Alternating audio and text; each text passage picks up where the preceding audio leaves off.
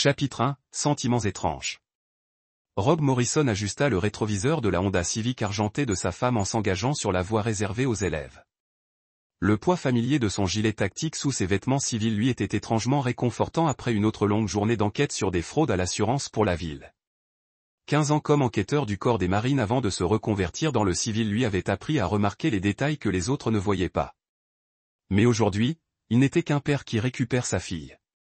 Emma bondit sur le siège passager, son sac à dos chargé de devoirs et son sourire éclatant habituel illuminant son visage de petite fille de 8 ans.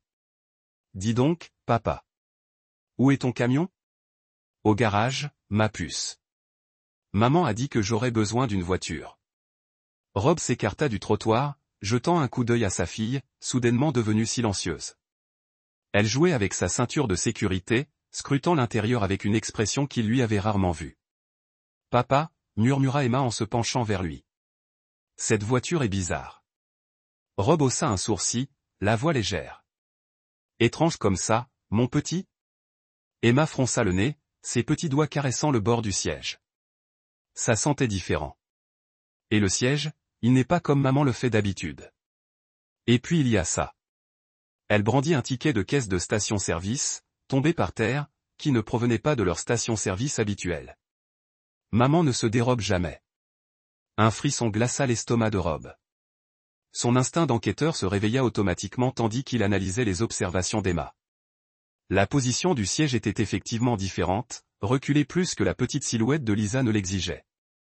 Une légère odeur d'eau de Cologne masculine persistait sous le désodorisant à la vanille habituel de sa femme. « Tu sais quoi, Em ? Prenons plutôt un taxi. Je viens de me rappeler que ta mère pourrait avoir besoin de sa voiture plus tard. » Emma parut perplexe, mais hocha la tête. Rob entra dans un centre commercial voisin et appela un taxi, son esprit explorant les possibilités qu'il ne voulait pas envisager. Pendant qu'ils attendaient, il fit nonchalamment le tour de la Honda, remarquant le kilométrage plus élevé que prévu et une petite rayure sur la portière passager qui n'était pas là la semaine dernière. Le trajet en taxi était rythmé par les bavardages d'Emma sur sa journée d'école, mais les réponses de Rob étaient automatiques.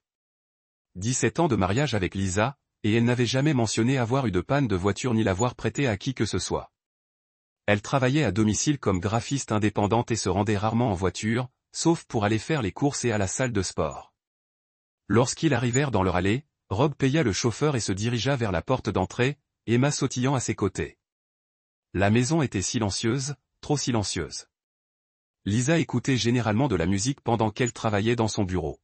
« Maman, on est rentré » appela Emma en laissant tomber son sac à dos près de la porte. Lisa apparut de la cuisine, et Rob remarqua immédiatement que quelque chose clochait. Ses cheveux étaient légèrement ébouriffés malgré sa douche fraîche, et elle portait la robe bleue qu'elle réservait habituellement aux grandes occasions. En les voyant, son visage pâlit, ses yeux s'écarquillèrent comme si elle avait vu un fantôme. « Rob. Emma, pourquoi es-tu ? Je croyais que tu venais la chercher. » La voix de Lisa avait un tremblement que Rob avait appris à reconnaître au fil de ses années d'interrogatoire de suspect. « Je l'ai fait. J'ai utilisé ta voiture comme tu l'avais suggéré. » Rob l'observa attentivement. « Tout va bien ? On dirait que tu as vu un fantôme. » Les mains de Lisa tremblaient légèrement en lissant sa robe. « Non, je vais bien.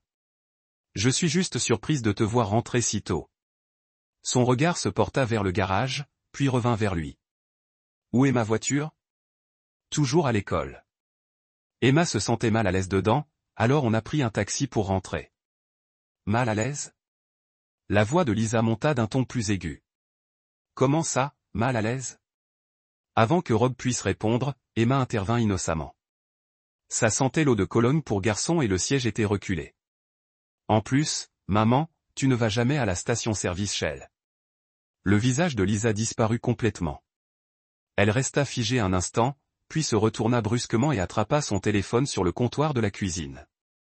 Rob l'observa, de plus en plus méfiant, composez le 911. 911, quelle est votre urgence ? Je dois signaler un véhicule volé, dit Lisa d'une voix tremblante. Mon mari et ma fille, ils ne sont pas ceux qu'ils prétendent être. Rob fixa sa femme, complètement sous le choc, tandis qu'elle donnait leur adresse au répartiteur. Emma regarda ses parents, la confusion et la peur se lisant sur son jeune visage. Lisa, qu'est-ce que tu fais ? La voix de Rob était dangereusement basse.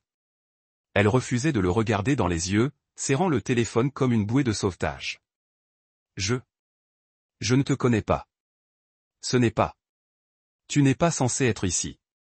Le bruit des sirènes qui approchaient emplit l'air, et l'esprit de Rob se mit à fonctionner avec une précision froide qui avait fait de lui l'un des meilleurs enquêteurs des marines. Sa femme venait d'appeler la police pour les retrouver, lui et leur fille, affirmant qu'ils n'étaient pas ce qu'ils prétendaient être. Il n'y avait qu'une seule raison pour que quelqu'un panique suffisamment pour passer un appel aussi désespéré et illogique. Elle cachait quelque chose d'assez important pour qu'elle risque tout pour le dissimuler. Chapitre 2. L'enquête commence. 2 agents de patrouille arrivèrent quelques minutes plus tard, les mains posées nonchalamment sur leurs armes, tandis qu'ils s'approchaient de la porte d'entrée. Rob reconnut l'inspecteur Mike Torres, l'agent principal de l'enquête, du temps où il était enquêteur pour les assurances, et ressentit un léger soulagement. Rob Morrison, que se passe-t-il? Torres, l'air sincèrement perplexe, regarda alternativement Rob et Lisa, tremblante. J'aimerais bien savoir, Mike. Ma femme vous a dénoncé. La voix de Rob était posée. Il dit, nous n'étions pas ceux que nous prétendions être. Torres se tourna vers Lisa, l'air patient, mais professionnel. Madame, pouvez-vous nous expliquer la situation? Le récit de Lisa s'effondra en quelques minutes. Elle ne parvenait pas à expliquer pourquoi elle pensait que son mari et sa fille étaient des imposteurs. Elle ne pouvait fournir aucune preuve d'usurpation d'identité ou de cambriolage. Ses mains tremblaient tandis qu'elle tentait de répondre à des questions élémentaires sur la dernière fois qu'elle avait vu sa vraie famille. Madame Morrison, dit doucement Torres. Je connais votre mari depuis 3 ans. C'est bien Rob Morrisonnet. Voici votre fille, Emma. Vous sentez-vous bien? Avez-vous pris des médicaments aujourd'hui? Rob vit sa femme se rendre compte de son erreur. Il vit le moment où la panique se transforma en humiliation, puis en quelque chose qui ressemblait presque à du regret. Elle annula le rapport, prétextant que le stress lié aux échéances professionnelles la rendait confuse et paranoïaque. Après le départ des policiers, Lisa se réfugia immédiatement dans leur chambre, prétextant un mal de tête. Emma, encore confuse et effrayée par tout cet incident, se blottit contre Rob sur le canapé. Papa, pourquoi maman a-t-elle appelé la police? Rob lissa les cheveux de sa fille, mémorisant chaque détail de l'après-midi. Parfois, les adultes font des erreurs lorsqu'ils sont effrayés ou confus. Ma chérie, maman a juste une dure journée. Mais Rob savait que ce n'était pas de la confusion. En 17 ans de mariage, à travers les déploiements militaires, les changements de travail et les tensions familiales, Lisa n'avait jamais agi de manière irrationnelle.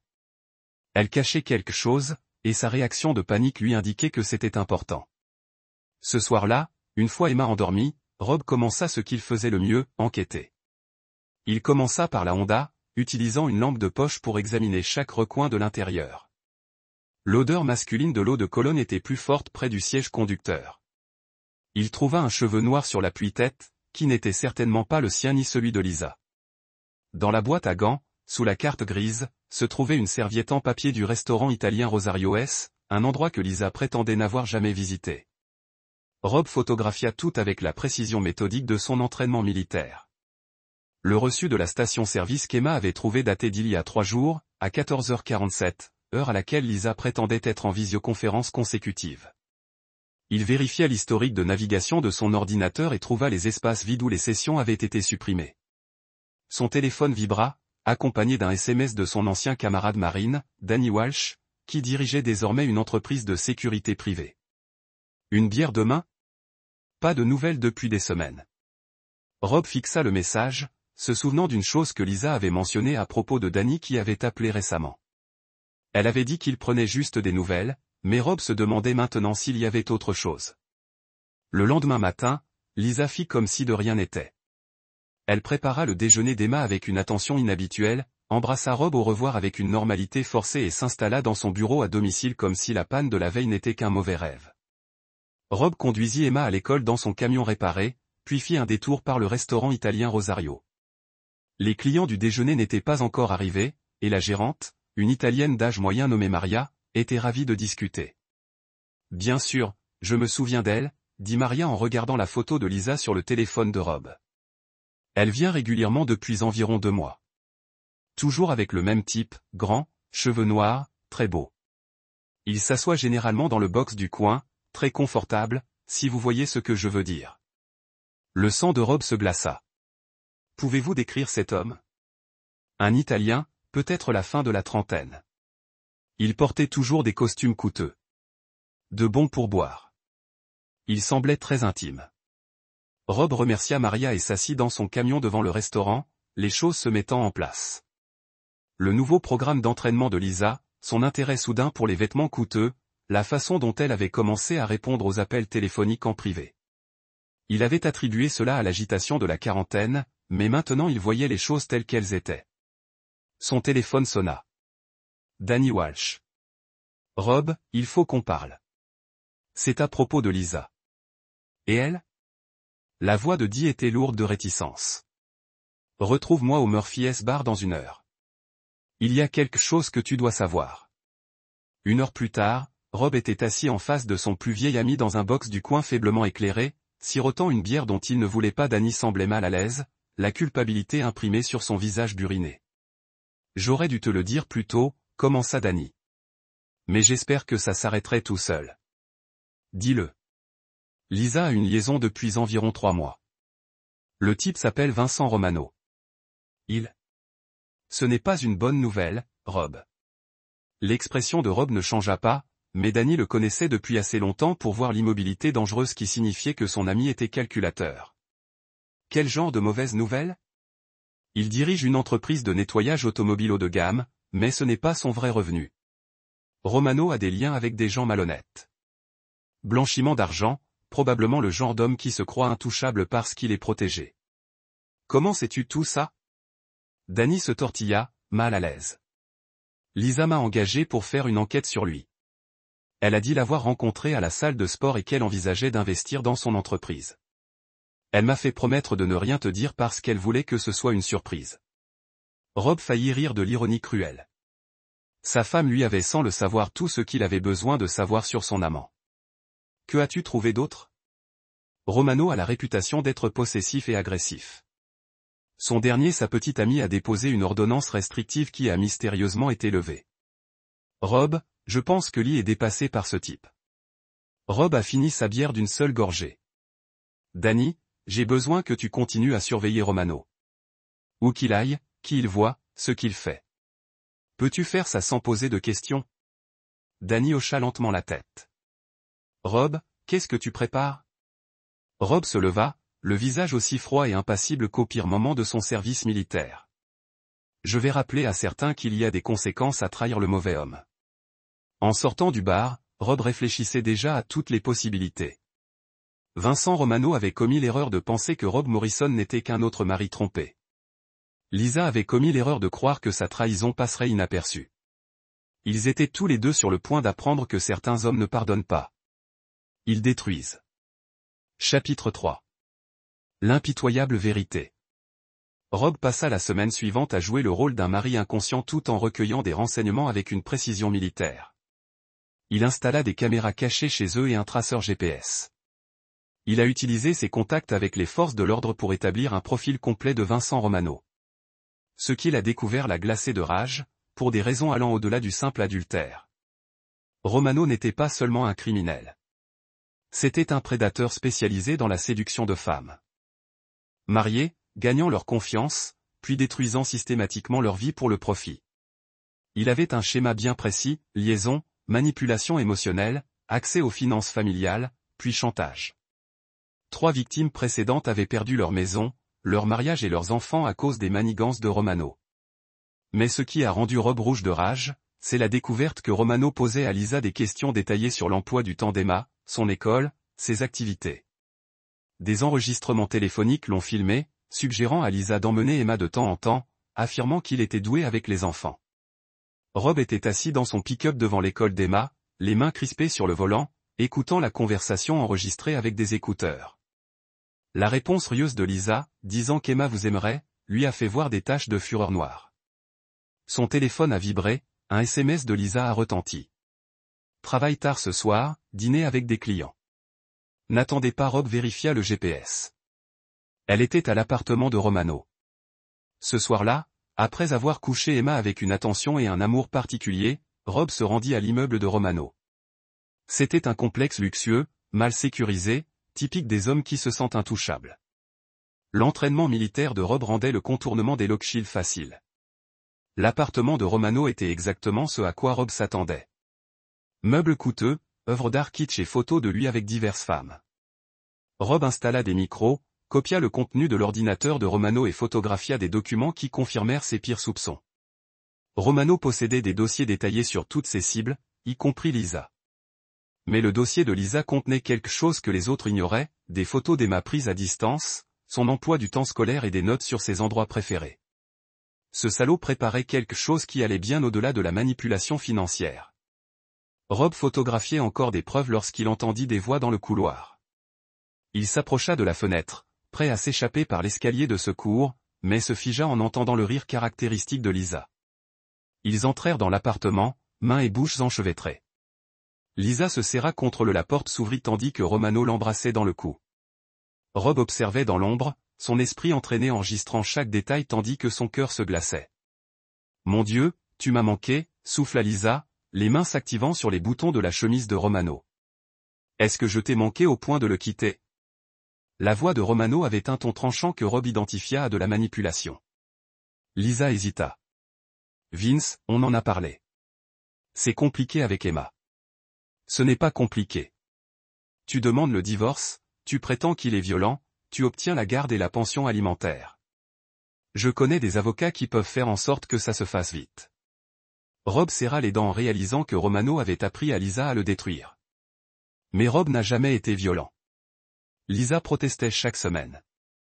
Le rire de Romano était horrible. Chérie, quand mon avocat aura fini, Rob Morrison aura l'air d'un monstre. Les militaires sont des cibles faciles. Tout le monde les croit instables. On dira qu'il t'a menacé. Peut-être qu'il a malmené la gamine. Les services sociaux vont avaler ça. Je ne veux pas faire de mal à Emma. Emma ira bien. C'est mieux comme ça. En fait, Rob est trop strict de toute façon. Ce petit militaire a besoin d'une vraie figure paternelle. Rob en avait assez entendu. Il s'est faufilé par l'escalier de secours pendant qu'ils étaient distraits. Son esprit élaborait déjà un plan qui les ferait payer tous les deux pour avoir menacé sa fille. Le lendemain matin, Rob a passé une série d'appels téléphoniques à d'anciens contacts militaires. L'après-midi, il avait des rendez-vous prévus avec des gens qui lui devaient des services, le genre de personnes capables de faire disparaître les problèmes à jamais. Mais d'abord, il devait assurer la sécurité d'Emma et sa situation juridique. Rob est allé chercher Emma à l'école plus tôt et l'a emmenée manger une glace dans leur restaurant préféré. Tandis qu'elle bavardait joyeusement sur sa journée, il a scruté son visage innocent et a pris sa décision finale quant à ce qu'il était prêt à faire. « Monsieur, que dirais-tu d'aller rendre visite à grand-mère Morrison un moment ?» Le visage d'Emma s'est illuminé. La mère de Rob vivait dans un ranch du Montana, loin de la tempête qui approchait. « Vraiment ? Pour combien de temps ? Peut-être quelques semaines. Papa a des choses à gérer, il y a des choses d'adultes. » Ce soir-là, alors que Lisa préparait un autre dîner avec un client, Rob l'a interpellé dans leur chambre. Il a déposé des copies imprimées des photos d'Emma prises par Romano sur la commode et a vu son visage devenir blanc. « Explique-moi ça. » Les mains de Lisa tremblaient lorsqu'elle a pris les photos. « Rob, je peux. Il surveillait notre fille, il préparait quelque chose, et tu lui as donné des informations. » Non, jamais. Le traceur GPS de ta voiture dit le contraire. Les enregistrements de vos conversations disent le contraire. La voix de Rob était d'un calme mortel. Tu prévoyais de me détruire et de prendre Emma. De prétendre que je suis violent. Lisa s'est effondrée sur le lit, les larmes aux yeux. Ça n'aurait pas dû se passer comme ça. Je n'avais jamais voulu que ça aille aussi loin, mais c'est arrivé. Tu as préféré un criminel à ta famille. Tu as mis notre fille en danger pour un homme qui collectionne les femmes comme des trophées. Rob, s'il te plaît, on peut arranger ça. Rob regarda la femme qu'il avait aimée pendant 17 ans et ne ressentit qu'un dégoût glacial. Non, Lisa, on ne peut pas, parce que je ne pardonne pas la trahison. Je ne pardonne pas les menaces proférées contre ma fille. Et je ne pardonne certainement pas aux femmes qui trahissent leur famille pour quelques mois d'excitation. Tu te diriges vers la porte, puis tu fais demi-tour. Tu as 48 heures pour décider si tu veux accepter les conditions de mon divorce ou si tu veux que les autres victimes de Vincent Romano sachent où le trouver. Certaines ont des frères et des pères encore moins indulgents que moi. Lisa leva les yeux avec un espoir désespéré. Tu vas me laisser partir? D'un seul coup, le sourire de Rob était glacial. Lisa, j'ai dit que je ne pardonnais pas. Je n'ai jamais dit que j'allais faire vite. Alors qu'ils sortaient de leur chambre pour la dernière fois, Rob Morrison commença à mettre en œuvre un plan qui apprendrait à tous que certains hommes ne se contentent pas de demander justice. Il a créé un geste soigneusement calculé à la fois. La guerre allait commencer. Chapitre 4. L'art de la guerre. Rob passa le week-end à exécuter la première phase de son plan avec une précision méthodique. Emma était en sécurité dans un avion pour le Montana. Persuadée d'eux. Passer des vacances d'été anticipées avec grand-mère Morrison. Lisa pensait avoir 48 heures pour choisir entre coopérer et se faire connaître. Ignorant que Rob avait déjà fait son choix pour elle. Lundi matin, Rob entra dans les bureaux de Hartwell & Associates, le cabinet d'avocats spécialisé en droit de la famille le plus agressif de la ville. Margaret Hartwell était une ancienne procureure connue pour avoir détruit des conjoints infidèles en divorce. Maître Morrison, Margaret étudia les preuves rassemblées par Rob. C'est remarquablement minutieux. Votre femme ne comprendra pas ce qui lui est arrivé. Je ne veux pas qu'elle le sache avant qu'il ne soit trop tard pour se remettre. La voix de Rob était glaciale. Pouvez-vous geler les comptes? J'ai déjà déposé les requêtes d'urgence. D'ici midi aujourd'hui, elle ne pourra plus accéder à rien d'autre qu'au compte courant du ménage. Votre pension, vos placements, la maison, tout est protégé. Rob hocha la tête. Et la garde? Margaret sourit sombrement en voyant le casier judiciaire de Romano et les preuves qu'il harcelait Emma. N'importe quel juge considérera votre femme comme une mère indigne. La garde exclusive ne posera aucun problème. Mais Rob n'avait pas terminé. Je souhaite ajouter une clause à l'accord de garde. Si Lisa présente Emma à un partenaire amoureux sans l'accord du tribunal, la garde me revient automatiquement et définitivement. C'est d'une dureté inhabituelle. Lisa a menacé la sécurité de ma fille. Je suis prêt à tout pour protéger Emma. Pendant que Margaret remplissait les papiers, Rob se rendait au bureau de sa compagnie d'assurance où son superviseur, le capitaine Pete Rodriguez, l'attendait avec plusieurs agents fédéraux. Rob, ces messieurs sont très intéressés par ce que vous avez découvert sur les opérations de Vincent Romano. L'agent Sarah Mitchell a disposé des photos de surveillance sur la table de conférence. Romano est sur notre radar pour blanchiment d'argent, mais nous n'avons pas pu nous rapprocher suffisamment de ces opérations. Vos preuves changent tout. Rob a étudié les photos. Que voulez-vous de moi? Il faut qu'il s'incrimine lui-même. Qu'il se prenne pour quelqu'un. Qu'il se sente suffisamment à l'aise pour parler de ses autres opérations. Combien de temps vous faut-il? 2 semaines, peut-être 3. Pouvez-vous maintenir votre couverture aussi longtemps? Rob repensa à l'appel paniqué de Lisa à la police. Ses tentatives pathétiques de le manipuler. Les plans de Romano pour Emma. Agent Mitchell, je vous donne un mois si vous me garantissez qu'il sera condamné à une peine de prison. Je veux qu'il soit détruit. Financièrement, socialement, criminellement, je veux qu'il perde tout. L'agent Mitchell échangea un regard avec son associé. Monsieur Morrison, nous apprécions votre coopération, mais vous devez nous laisser gérer. Non. La voix de Rob la trancha net. Vous gérez l'affaire fédérale. Je m'occupe de la justice personnelle. Cet après-midi-là, Rob rentra chez lui et trouva Lisa arpentant la cuisine, son téléphone portable à la main. Elle leva les yeux lorsqu'il entra, le visage mêlant désespoir et colère. Rob, il faut qu'on parle. Je t'écoute. J'ai réfléchi à ce que tu as dit à propos des 48 heures. Lisa s'assit à la table de la cuisine, essayant de paraître calme. Je suis prête à coopérer avec des conditions de divorce raisonnables. Rob se servit un café, remarquant le tremblement de ses mains. Définissez ce qui est raisonnable. Partage des biens à 50-50e. Garde partagée d'Emma. Non. Pension alimentaire. Non. Lisa a lâché prise. Comment ça, non? J'ai déjà demandé le divorce. Tu n'auras rien, sauf ce que le tribunal te reconnaît, ce qui ne sera pas grand-chose. Emma reste avec moi. Tu ne peux pas, moi non plus, et je l'ai fait. Depuis ce matin, tu n'as plus accès à nos comptes bancaires. Tu ne peux plus vendre la maison. Et tu ne peux prendre aucune décision importante concernant Emma sans mon consentement. Lisa se lève d'un bond. C'est insensé. Tu ne peux pas détruire notre mariage pour une seule erreur. Rob posa sa tasse de café avec précaution. Une seule erreur. Lisa, tu prévoyais de me faire passer pour un mari violent. Ton petit ami harcèle notre fille. Ce n'est pas une erreur. C'est un complot. Vince ne ferait jamais de mal à Emma. Vincent Romano a un historique d'ordonnances restrictives. Il fait l'objet d'une enquête fédérale pour blanchiment d'argent et il possède des photos d'Emma qu'il a prises sans notre permission. Rob a vu le visage de Lisa pâlir. Tu étais au courant pour ces photos, Lisa? Non, bien sûr que non. Mais tu savais que je te prenais pour un pédophile. Le silence de Lisa était une réponse suffisante. Rob se leva. Ses mouvements étaient contrôlés, mais prédateurs. Voilà ce qui va se passer. Tu vas continuer ta relation avec Romano exactement comme avant. Tu vas faire comme si rien n'avait changé entre nous. Et tu vas porter un micro. Quoi? Le FBI recherche Romano pour blanchiment d'argent. Je le recherche pour avoir menacé ma fille. Tu vas nous aider à l'attraper. Lisa s'adossa au comptoir de la cuisine. Je ne le ferai pas. Si, tu le feras.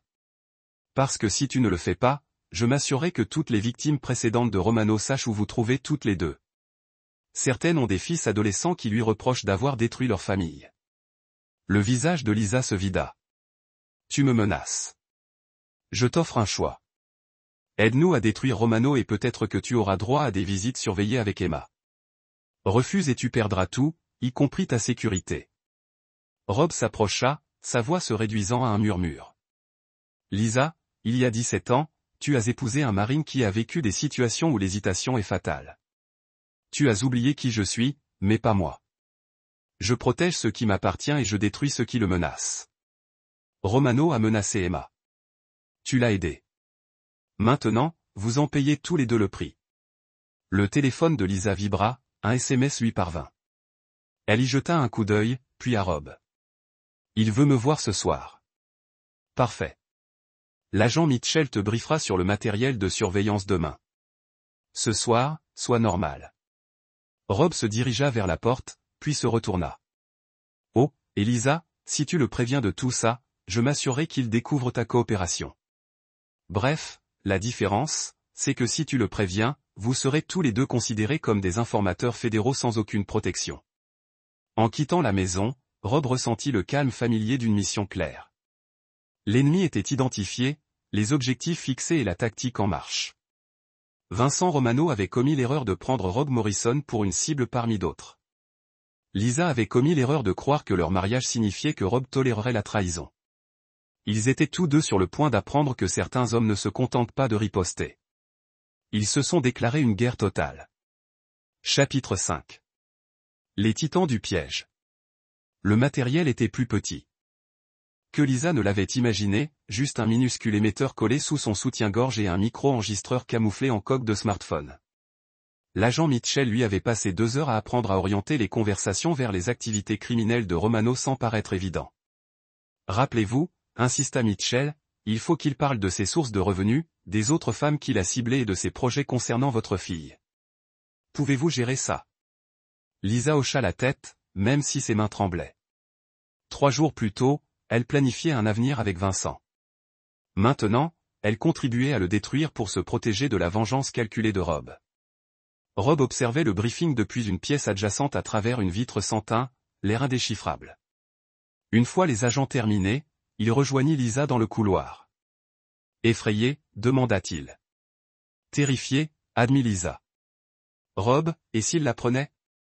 Alors tu ferais mieux d'être très convaincante. La voix de Rob était dénuée de compassion. Souviens-toi, tu as choisi ce chemin, maintenant tu le suis. Ce soir-là, Lisa retrouva Romano à son appartement, le micro enregistrant chaque mot. Il l'accueillit avec du vin et des pâtes, ignorant complètement que des agents fédéraux l'écoutaient depuis une camionnette garée devant. Tu as l'air tendu, ma puce, dit Romano en massant les épaules de Lisa. Tout va bien à la maison? Lisa se força à se détendre à son contact. Rob se comportait bizarrement. Suspect. Je pense qu'il sait peut-être quelque chose. La main de Romano se figea. Quel genre d'étrangeté? Il m'a interrogé sur mon emploi du temps, voulait savoir où j'allais, et hier, il a fouillé dans mon sac à main. Lisa a menti avec aisance, suivant le script que l'agent Mitchell lui avait fourni. Vince, on devrait peut-être se calmer un peu. Non. La voix de Romano se durcit. On est trop près d'obtenir ce qu'on veut. Ton mari, un problème à résoudre. Le sang de Lisa se glaça. Que veux-tu dire? Je veux dire, les hommes comme Rob Morrison pensent qu'ils peuvent tout contrôler. Ils doivent apprendre à changer. Romano s'assit à son bureau et sortit un épais dossier. Voyez-vous, j'ai fait des recherches sur votre mari. Son passé militaire le rend dangereux, mais aussi prévisible. Lisa le regarda étaler des documents, le dossier de service de Rob, leurs informations financières, et même des photos de leur maison. Où avez-vous trouvé tout ça? J'ai des sources. La question est, jusqu'où êtes-vous prêt à aller pour vous libérer de lui? De quoi parlez-vous? Romano s'assit à côté d'elle, sa voix se réduisant à un murmure que le micro capta à peine. Et si Rob avait un accident? Les militaires sont instables. Tout le monde le sait. SSPT, problème d'alcool, violence conjugale. S'il lui arrivait quelque chose, qui le remettrait en question? L'estomac de Lisa se noie. Vince, tu me fais peur. Je te propose une solution. Rob meurt. Tu reçois l'argent de l'assurance vie plus ses avantages militaires. Emma a un nouveau père qui peut subvenir à ses besoins. Tout le monde y gagne, sauf Rob. Romano rit froidement. Rob a cessé de se reproduire le jour où il a décidé de se mettre en travers de sa route. Lisa, je l'ai déjà fait. Les maris qui ne coopèrent pas ont tendance à avoir des accidents malheureux. Lisa s'est forcée à poser la question que l'agent Mitchell lui avait conseillée. Quel genre d'accident? Les accidents de voiture sont fréquents. Les accidents de chasse, ça marche si le mari est intéressé. Parfois, c'est juste un cambriolage qui a mal tourné. La voix de Romano était décontractée, parlant de meurtre comme d'un menu de dîner. L'essentiel est de donner l'impression que c'est aléatoire tout en s'assurant d'avoir un alibi parfait. L'enregistreur a enregistré chaque mot tandis que Romano expliquait comment il avait organisé les accidents de 3 maris précédents qui avaient été trop près de découvrir ses manigances. Lisa s'efforçait de garder une expression neutre, l'horreur lui parcourant l'échine. Mais Emma? Parvint-elle à demander. Le sourire de Romano était prédateur. Emma est une belle petite fille. Une fois Rob parti et que tu seras en deuil, il sera naturel qu'elle ait besoin d'une figure masculine forte. Je serai très patiente avec elle, très compréhensive. Les enfants s'adaptent plus vite qu'on ne le pense. Lisa s'excusa et se rendit aux toilettes et vomit aussi doucement que possible. L'horreur de ce qu'elle avait commis la frappait enfin. Il ne s'agissait plus seulement d'une liaison. Romano était un tueur qui prévoyait d'assassiner Rob et de manipuler Emma depuis le début. À son retour, Romano était au téléphone, parlant un italien rapide. Il raccrocha en la voyant. Qui était-ce? Demanda Lisa. Des associés. Ils vont nous aider à résoudre le problème du RAW. Romano la serra contre lui. Ne t'inquiète pas, ma puce. Dans 2 semaines, tu seras libre, riche, et nous serons une famille. Lisa quitta l'appartement de Romano 1 heure plus tard, la chair de poule sous ses caresses et l'esprit bouleversé par ce qu'elle venait d'apprendre. Les agents fédéraux attendaient dans le fourgon de surveillance, l'air sombre, tandis qu'ils examinaient les enregistrements. On les a eus, dit l'agent Mitchell. Complot en vue de commettre un meurtre, sollicitation de meurtre, et suffisamment de détails sur les meurtres précédents pour rouvrir ses affaires. Rob se tenait à côté du fourgon, le visage sculpté dans le granit. Quand l'arrêterez-vous? Nous avons besoin de plus de preuves sur ses associés, ceux qu'il a appelés. Donnez-nous 48 heures pour constituer un dossier complet. Très bien. Mais après cela, Romano disparaît en détention fédérale et Lisa témoigne de tout ce qu'elle a entendu. L'agent Mitchell semblait mal à l'aise. Monsieur Morrison, à propos de votre femme, elle s'est montrée extrêmement coopérative. L'accusation pourrait être disposée à offrir l'immunité en échange de son témoignage. Le rire de Rob était glacial. Agent Mitchell, votre dossier est mon cadeau au gouvernement fédéral. Ce qui arrive à Lisa ne regarde que moi. Lisa sortit du fourgon, le visage pâle et tiré. Rob, il faut que je vous dise quelque chose. Vincent, il ne prévoyait pas seulement de vous voler. Il allait vous tuer. Et Emma, il avait des projets pour Emma qui auraient pu. Je le sais. La voix de Rob était neutre. Je le sais depuis que j'ai trouvé les photos dans son appartement. Vous êtes allé chez lui, Lisa? J'ai 3 longueurs d'avance sur vous deux depuis le début. Vous pensiez vraiment? J'ai laissé un criminel menacer ma fille sans prendre de précautions? Lisa le regarda avec une horreur naissante. Depuis combien de temps connaissez-vous tout? Assez longtemps pour enregistrer les appels téléphoniques de Vincent, photographier ses fichiers et documenter chaque crime qu'il a commis au cours des 5 dernières années. Rob se rapprocha. Sa voix tombant vers un murmure. Assez longtemps pour s'assurer que lorsque cela sera terminé, il ne restera pas assez de Vincent Romano pour enterrer. Alors que les agents s'éloignaient de leurs preuves, Lisa s'est rendu compte que la guerre de Rob n'était pas seulement une question de punition. Il s'agissait d'une annihilation totale. Et elle commençait à comprendre que sa coopération pourrait ne pas la sauver après tout. Chapitre 6. Le marteau tombe. Le raid fédéral sur l'appartement de Romano s'est produit à Down avec suffisamment de preuves pour lui inculper 3 chefs de meurtre, de complot, de blanchiment d'argent et d'une douzaine d'autres crimes fédéraux. Rob a regardé de l'autre côté de la rue alors que des agents réalisaient des boîtes de preuves. Le visage de Romano est un masque de rage et d'incrédulité alors qu'il le conduisait dans les menottes. Mais Rob n'était pas fini. Pendant que le FBI a manipulé l'accusation pénale de Romano, Rob avait sa propre justice pour se dispenser. Quelques heures après l'arrestation de Romano, les contacts de Rob dans l'industrie financière avaient gelé tous les actifs de Romano dans le cadre d'une action de forfait civil. Son bail d'appartement de luxe a été licencié pour des activités criminelles. Son entreprise de détails automatiques a été fermée en attente. Chaque carte de crédit, compte bancaire et investissement possédé par Romano était verrouillée. Danny Walsh a appelé Rob cet après-midi avec une mise à jour. L'avocat de Romano crie des violations constitutionnelles, mais les preuves sont solides.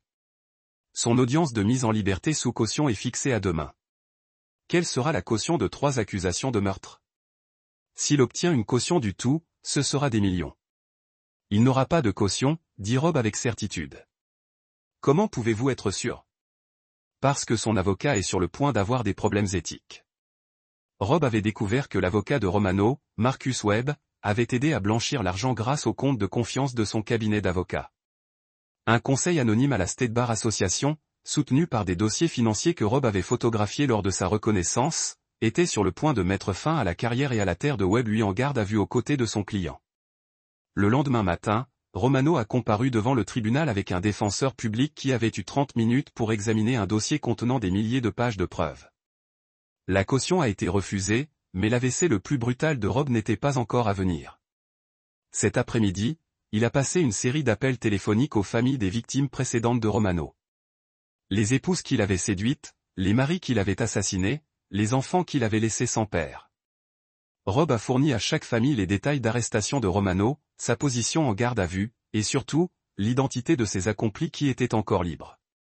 Dans les 24 heures, des poursuites pour mort injustifiée d'une valeur de millions ont été déposées contre la succession de Romano.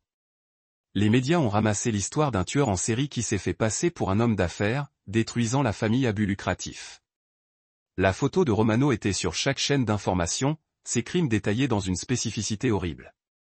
Mais Rob a sauvé son mouvement le plus sombre pour Lisa.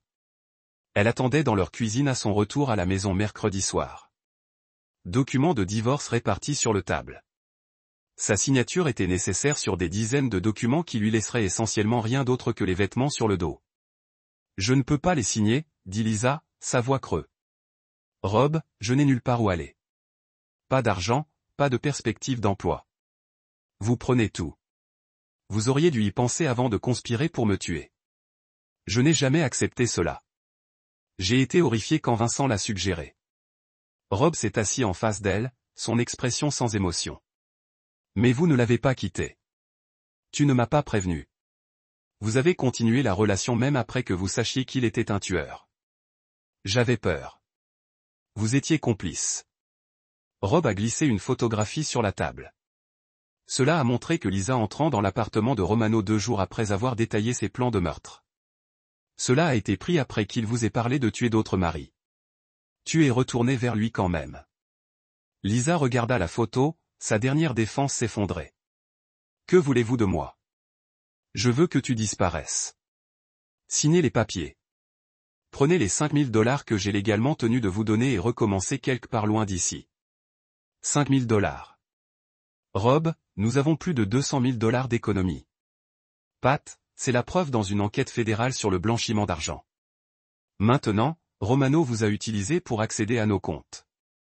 Rappelez-vous? Tout est gelé en attendant le résultat de son procès. Le visage de Lisa est devenu blanc. Ce n'est pas vrai. Tu mens. Rob lui a montré les déclarations bancaires. Leur compte avait été vidé 3 jours avant l'arrestation de Romano. L'argent transféré aux comptes offshore que le FBI avait retracé les opérations de Romano. Les propres signatures de Lisa figuraient sur les autorisations de transfert. Quand avais-je signé cela? Lisa chuchota, regardant des documents dont elle ne se souvenait pas. Romano les a forgés en utilisant des échantillons de votre signature à partir des lettres d'amour que vous lui avez écrites. Le FBI a les originaux. La voix de Rob était clinique. Lisa, tu ne perds pas seulement un mariage. Vous êtes un complice du blanchiment d'argent et du complot pour commettre un meurtre.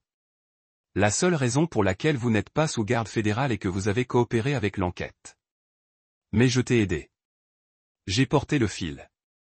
Vous avez porté le fil pour vous sauver, pas pour aider la justice. Il y a une différence. Lisa a signé les papiers en se serrant la main. Chaque signature dépouillant un autre morceau de son ancienne vie. La maison, les voitures, les investissements, la pension militaire de Rob. Tout est allé à Rob ou dans un fonds en fiducie pour Emma. Mais Rob a eu un dernier mouvement qui garantirait que Lisa n'a jamais oublié le prix de la trahison. Il y a encore une chose, a-t-il dit alors que Lisa se préparait à partir. Les familles des victimes de Romano veulent vous interroger. Ils ont des questions sur la façon dont il opérait, comment il a sélectionné des cibles, comment il a accédé à leurs finances. Je n'ai pas à leur parler. Non, tu ne le fais pas. Mais ils savent où vous travaillez, où vous magasinez, où votre sœur vit.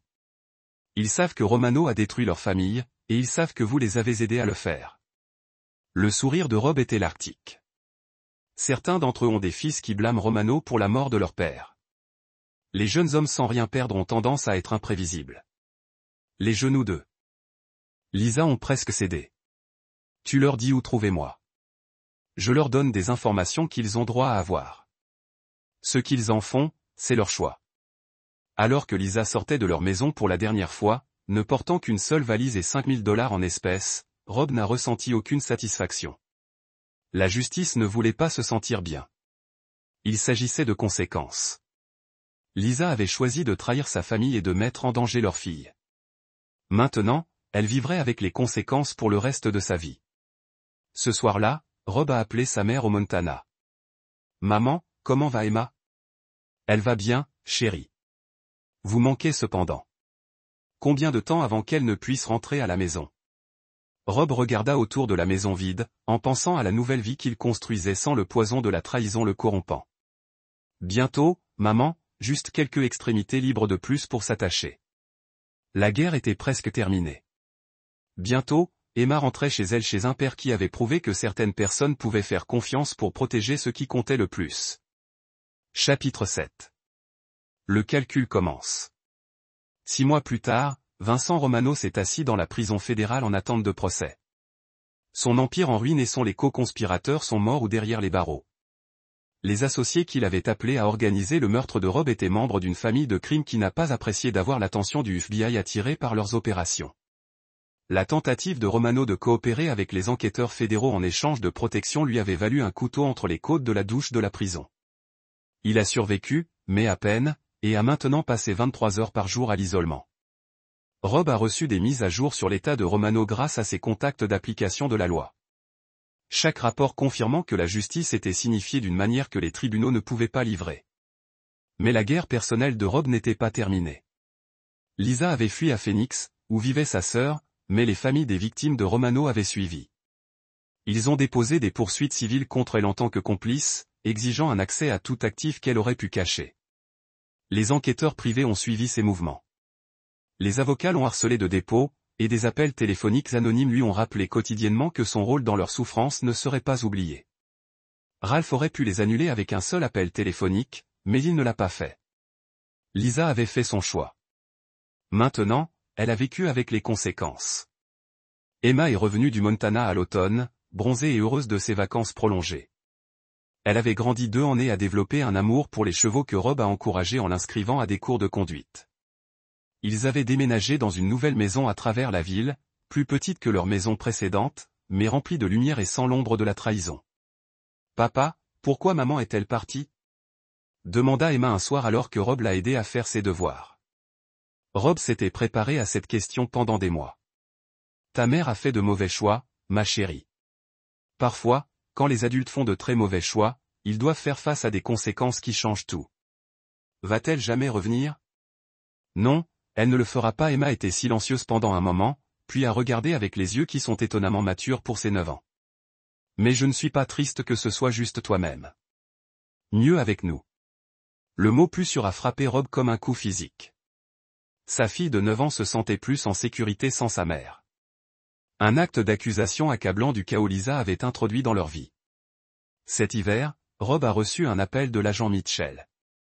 Morrison pensait que vous vouliez savoir. La date du procès de Romano a été fixée pour mars. Il a essayé de conclure des accords, mais les procureurs ne sont pas intéressés. Avec le témoignage de votre femme et les preuves que vous avez fournies, c'est un cas étanche à l'air. Et Lisa ? Les transactions d'immunité sont toujours en place. Elle témoigne. Elle se détache des accusations fédérales. Et les poursuites civiles ? Mitchell était silencieux pendant un moment. Ces familles, elles ne lâchent pas. Votre ex-femme examine des années de litige, même si elle n'a pas d'actifs à saisir.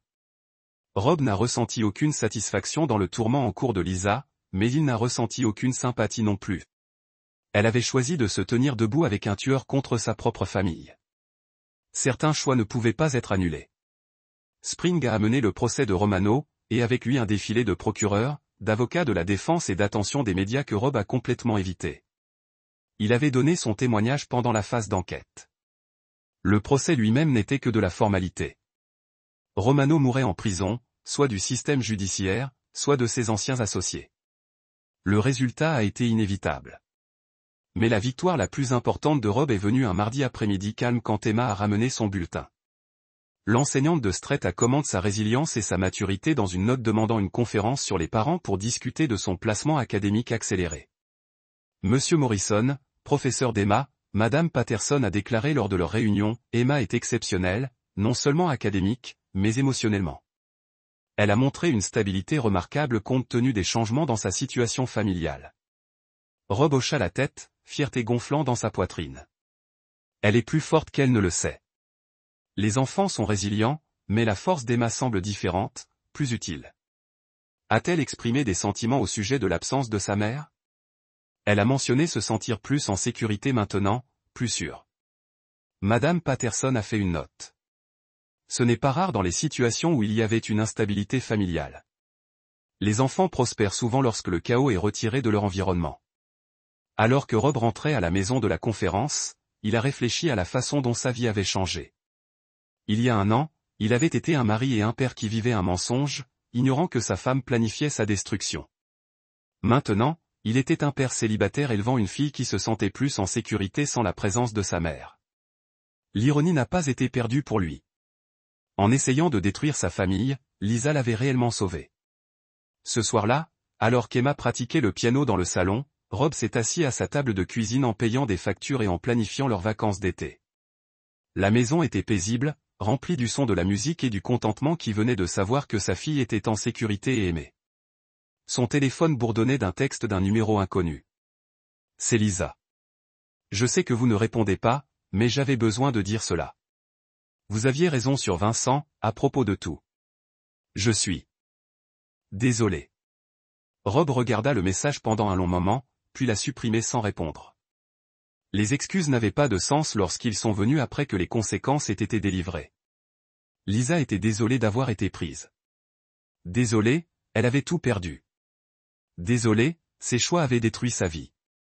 Mais elle n'était pas désolée qu'elle l'avait trahi. Elle était désolée que cela n'avait pas fonctionné. Il a éteint son téléphone et a écouté la pratique du piano d'Emma. La mélodie remplissant leur maison de beauté et de paix. Demain, il lui apprenait comment changer l'huile dans son camion parce que les compétences pratiques comptaient. Ce week-end, ils allaient camper parce que l'aventure limait les familles ensemble. Le mois prochain, il rendait visite à sa mère au Montana parce qu'Emma avait besoin de comprendre son héritage. Rob Morrison avait appris que certaines trahisons étaient si profondes qu'elles ne pouvaient pas être pardonnées, seulement punies. Mais il avait également appris que certains liens étaient si forts qu'ils ne pouvaient pas être brisés, seulement renforcés par l'adversité. La guerre était terminée. Rob avait gagné. Chapitre 8, Sang et jugement. L'appel est venu jeudi matin à la fin du printemps. La voix de l'agent Mitchell était tendue d'excitation à peine contrôlée. Morrison Romano est mort. Rob déposa soigneusement sa tasse de café. Oh. Officiellement une crise cardiaque lors d'un combat de prison. Officieusement. Quelqu'un est venu à lui malgré la garde protectrice. La parole est que ses anciens associés n'étaient pas satisfaits de le faire souffrir. Rob ne ressentait pas, seulement la satisfaction au froid de l'inévitabilité. Et le procès? Case fermée. Avec Romano Dead et son organisation démantelée, les procureurs se concentrent sur les co-conspirateurs survivants. Le témoignage de votre ex-femme est toujours précieux pour ces cas. Après avoir terminé l'appel, Rob se tenait à la fenêtre de sa cuisine en regardant Emma jouer dans leur arrière-cour avec leur nouveau chien, un berger allemand nommé Scout. Elle construisait un parcours d'obstacles pour le chiot. Son visage brillant avec une concentration et une joie. C'était ce qui comptait. Pas la mort de Romano, pas les affaires fédérales, pas les problèmes juridiques en cours de Lisa. Le bonheur d'Emma a été la seule victoire qui comptait. Mais la guerre de Rob n'était pas tout à fait terminée. Cet après-midi, il a reçu une visite de quelqu'un inattendu. L'homme à sa porte était grand, décharné, avec des yeux qui tenaient le regard creux de chagrin porté trop longtemps. Rob l'a reconnu à partir de photos de journaux. David Chain, dont l'épouse Romano avait séduit et dont la mort accidentelle ultérieure avait laissé le menton à élever 2 jeunes filles seules. Monsieur Morrison, je suis David Chain. Je voulais te remercier. Rob a invité Chain à l'intérieur d'étudier l'homme qui a représenté l'une des victimes de Romano. Merci pourquoi? Pour l'avoir exposé. Pour avoir obtenu la justice.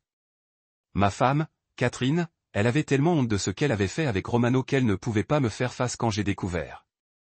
La nuit avant son accident, elle m'a dit qu'elle allait mettre fin à l'affaire et tout avouer. La voix de Chain s'est légèrement brisée. Romano l'a tué parce qu'elle allait le quitter. Rob a versé un café pour les deux, reconnaissant dans Sean la même détermination à froid qui avait conduit sa propre campagne contre Romano. Qu'est-il arrivé à vos fils? Ils sont 8 et 10 maintenant. Ils pensent que leur mère est décédée dans un accident de voiture. Ils ne connaissent pas l'affaire, sur Romano, sur tout cela. Elle a rencontré les yeux de Rob. Je voulais qu'ils se souviennent d'elle comme la bonne femme. Elle était avant de la corrompre. C'est généreux de vous. Le rire de Chain était amer. Est-ce une faiblesse? Vous n'avez pas laissé votre femme si facilement. Rob considérait soigneusement ses mots. Lisa n'avait pas seulement une liaison, Monsieur Chain. Elle a activement participé à planifier mon meurtre et à mettre en danger ma fille. Votre femme essayait de mettre fin aux choses quand Romano l'a tuée. Il y a une différence. Peut-être. Ou peut-être que je ne suis pas aussi fort que vous. Ils se sont assis dans un silence confortable pendant un moment. 2 hommes qui avaient survécu à la prédation de Romano de différentes manières. Enfin, Chain a repris. J'ai entendu que votre femme faisait toujours face à des combinaisons civiles des autres familles. C'est leur choix, pas le mien. Mais vous pourriez l'arrêter si vous le vouliez. Rob posa sa tasse de café. Monsieur Chain, pourquoi es-tu vraiment ici? Chain tendit la main dans sa veste et sortit une enveloppe épaisse. Parce que les familles ont parlé et nous avons pris une décision concernant votre ex-femme. Rob n'a pas touché les limites. Quel genre de décision? Elle rebondit entre Phoenix, Denver et Seattle depuis 8 mois. Ne reste jamais assez longtemps pour établir la résidence. Ne trouvez jamais un emploi plus de quelques semaines. Elle est rompue, sans abri et à des serveurs de processus et des enquêteurs privés.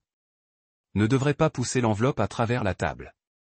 Nous sommes prêts à annuler les poursuites civiles et le harcèlement si elle accepte certaines conditions.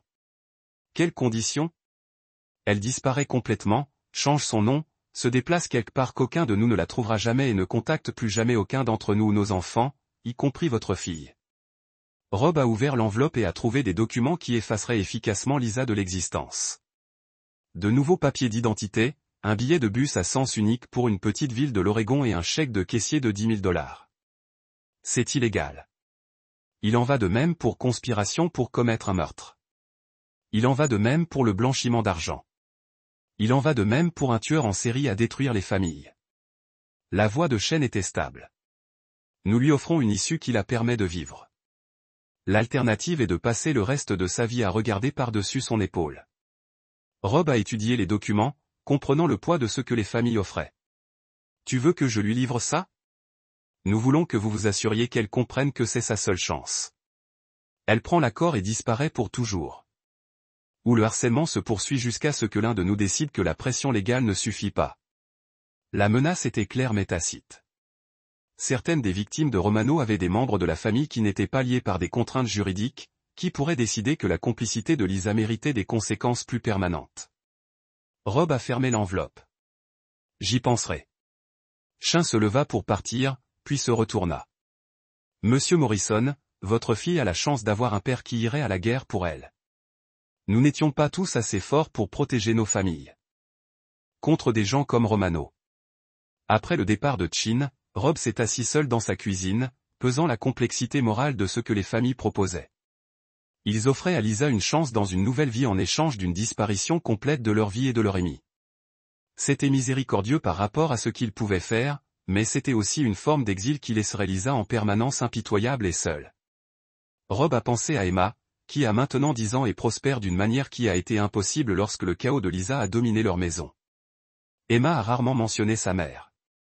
Et quand elle l'a fait, c'était sans tristesse ni désir. Elle s'était adaptée à leur nouvelle vie avec la résilience de l'enfance, construisant un monde où elle se sentait en sécurité et aimée. La réapparition de Lisa, même dans des années, ne ferait que déstabiliser la paix qu'Emma avait trouvée. L'offre de la famille garantirait que cela ne s'est jamais produit. Ce soir-là, après que Emma dormait, Rob a pris sa décision. Il a appelé le nombre que Shane lui avait donné et s'était arrangé pour rencontrer Lisa une dernière fois.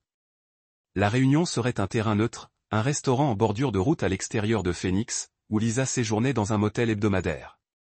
Ce serait la dernière conversation entre eux, le dernier chapitre d'une guerre qui avait consommé leur mariage et n'a laissé que des ruines derrière. Une certaine miséricorde était possible même après la trahison, mais le pardon est resté à jamais hors de portée. Chapitre 9. Le verdict final. Le restaurant était presque vide à minuit. Juste quelques camionneurs qui soignent du café et une serveuse qui semblait préfère être ailleurs. Rob s'est assis dans un cabine d'angle, l'enveloppe du groupe de Shane sur la table à côté de lui, attendant la femme qui avait autrefois été sa femme.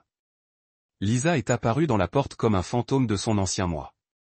10 mois de fusion des conséquences avaient sculpté des creux sous ses yeux et tourné ses cheveux prématurément gris. Elle a déménagé avec l'incertitude prudente de quelqu'un qui avait appris que la sécurité était toujours temporaire. Elle glissa dans le stand en face de lui, ses mains tremblantes alors qu'elle atteignit le café qu'il lui avait commandé. « Tu as l'air terrible », a déclaré Rob sans primain. « Je me sens terrible. » La voix de Lisa était Orsearo, vieillie au-delà de ses années. « Rob, merci d'avoir accepté de me voir. Je n'étais pas sûr que vous le feriez. Je ne suis pas là pour toi, Lisa. Je suis là pour Emma. » Lisa tressaillit au nom de leur fille. « Comment va-t-elle ? » Elle est heureuse, en bonne santé, en sécurité, tout ce qu'elle n'était pas quand vous étiez dans sa vie. Est-ce qu'elle demande-t-elle sur moi ? Rob a pensé à mentir, puis a décidé que Lisa méritait la vérité brutale. Plus maintenant. Elle le faisait pendant les premiers mois. Maintenant, elle a construit une vie qui ne vous inclut pas et elle est meilleure pour cela. Le sang-froid de Lisa a craqué. Des larmes renversant ses joues. J'ai fait des erreurs, Rob. Erreurs terribles. Mais je n'ai jamais cessé de l'aimer. L'amour ne suffit pas quand il s'agit d'un danger.